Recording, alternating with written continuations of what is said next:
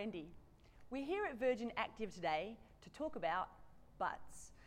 Bottoms, one of my favourite muscles. I'm like a bottom Nazi. But what happens is, I find that it's probably the biggest muscle and it's also the laziest muscle. People don't know how to use their butts.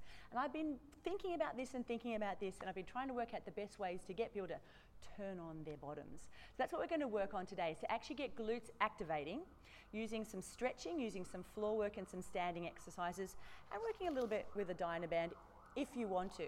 These are great exercises not only for Pilates instructors, but also for personal trainers. When you're going to be teaching someone how to do a good deadlift or a squat, you want them to activate their glutes, right? That's the most important. They want to have a good butt. Why do you want to have a good butt? Yes, hip stabilization. Yes, you want to do a good squat. Why do you want to have a good butt? You want to look good in jeans. So come on, let's go. First thing we're going to work on, thinking about the butt, what's the opposing muscle for your butt? Hip flexor. So let's do a hip flexor stretch. Come up onto your knees. When you take a hip flexor stretch, you have to remember to have your knees 90 degrees at the back, 90 degrees in the front. First thing you want to do is activate that glute. So you want to squeeze your bottom. And as soon as you squeeze your bottom, your pelvis, your hip opens. So you're getting that length over the front of the thigh, and you're actually getting extension, which is the hip flexor lengthening. That's what you want. So you want to feel that glute on, hip flexor lengthening. You find that. Someone's got a fish hook. They've stuck the fish hook into your pubic bone and they're dragging your pelvis a little bit forward. Floppies, that's not what I'm doing. No, I know you can do that, but that's not what we're doing. We're here, we're glute activating, we're lengthening, we're tilting slightly. Same arm up as the leg, you're stretching, inhale, and then reach into that stretch, reaching over and across to increase the stretch even further. If I'm working with a personal training client, I'll have them doing this on a bozu, so it's soft under their knee, and they'll actually grab their foot and pull that up to the bum. They will really feel that one. So once you've stretched both sides through the hip flexors, next thing you want to work on adductor stretching. Simply come onto the floor, taking your legs a little bit out to the side. Now you want to have 90 degrees. You want to be able to sit up straight. Not so many people can. You could give them a bolster under their bottom, a little cushion, or simply get them to bend their knees, because you do want that lift up through their back. And then just get them maybe with a foam roller in front, or just hands on the floor, sliding their way a little bit forward. They'll tell you they're feeling a stretch just here, and probably something they haven't felt for a little while. And you'll be surprised, the more that they stretch their adductors, how much better and how much deeper they can go into a squat. You need to have mobile feet and ankles, you need to have mobile knees, and you need mobile hips to be able to sink into the squat. And then we need the glute to push us back up out of the squat.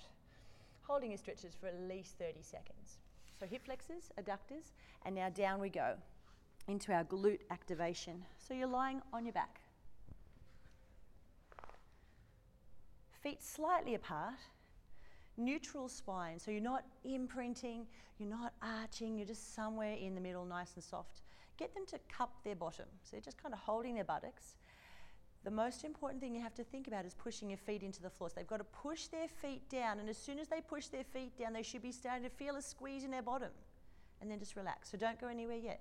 Just push your feet down, squeeze your bottom, and release, because that's the first part of the movement. They need to do part one before they move to part two. Foot pressure, squeeze butt. Okay, we've got that. Hands down, shoulders down. Foot pressure, squeeze butt, and hip lift.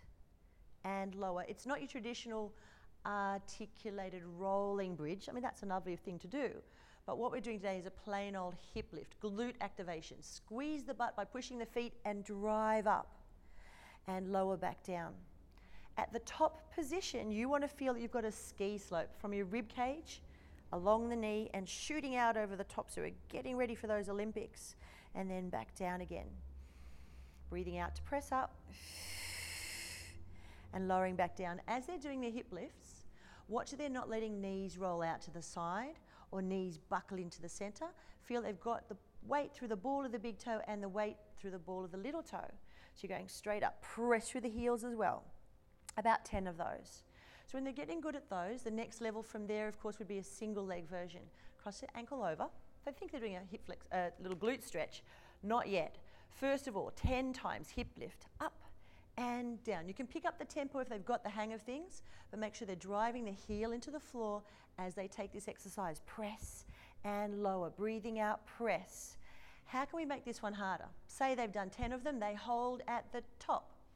Leg goes up. It can be bent if they're not so flexible. Heel reaching to the ceiling to get more core activation. Same again. And reach and press. And 7, we'll cut it short, and 8, and 9, and 10. How are we going to make that harder? Reach the leg away from you, lengthening out through the hip. Lower everything down, drive it up. So now you've got a long lever reaching away from you. Definitely harder. Their butts are on fire. 9 and 10. Coming down. They cross the other ankle over. They'll want to take a little glute stretch there, so you can let them take a moment. And then you repeat that all on the other side. Go back to 2 feet down, fairly close together. The glutes should be really firing now. Make sure heels are fairly close to the bottom. Push your hips up. Hips are level. Don't let it twist. Don't let it drop. Exhale, lifting 1. Push the other heel down. Exhale, lift. Advanced people, hands to the ceiling. Keeping the hips steady, transferring from one side to the other. You should see the transfer. You've got to keep them very controlled. If they need the hands, they keep pressing with the hands, working these ones. Variation from that one, lift and step. Bring it back in, lift and step. Can they maintain the stability as they're opening and rotating with the other leg? It is quite challenging. And obviously they don't move to harder exercises until they can actually get that stability.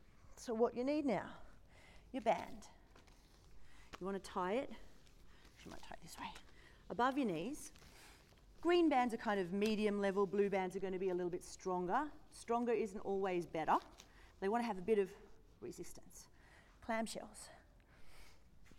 Onto your side, heels in line with your bottom, core muscles on, traditional Pilates exercise, but before they move their knee, hand on the bottom, girls, George Clooney is touching your bottom. You want to clench your buttocks, so squeeze your heels together and, oh, there you go. George just felt a nice tight bottom, not a jelly bum. So you want to squeeze the heels, feel the butt, then open the knee and back down.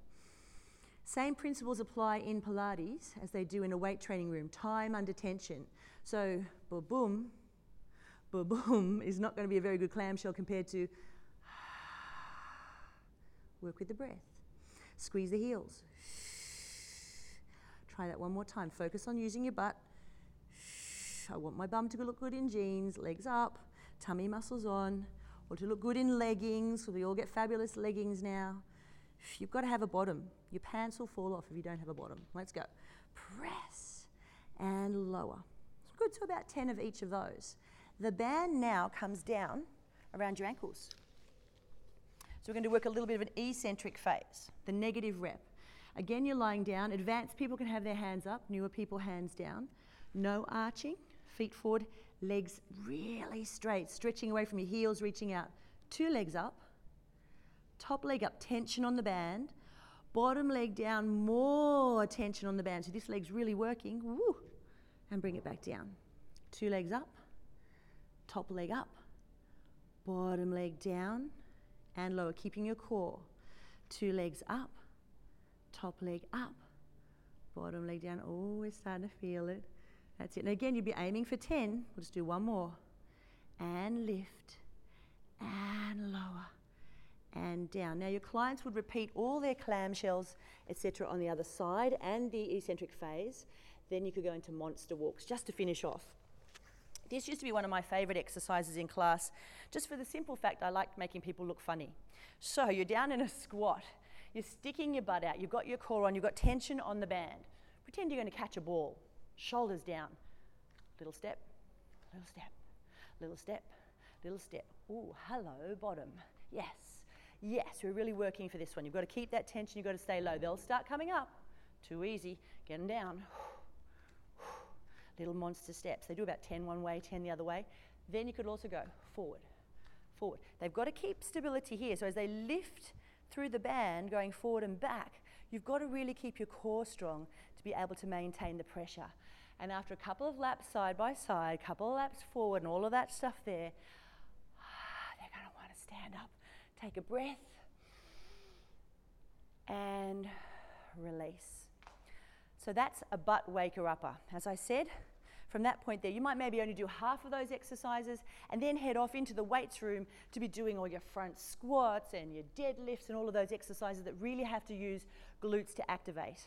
All right, keep those in mind and we'll see you next time. Bye for now.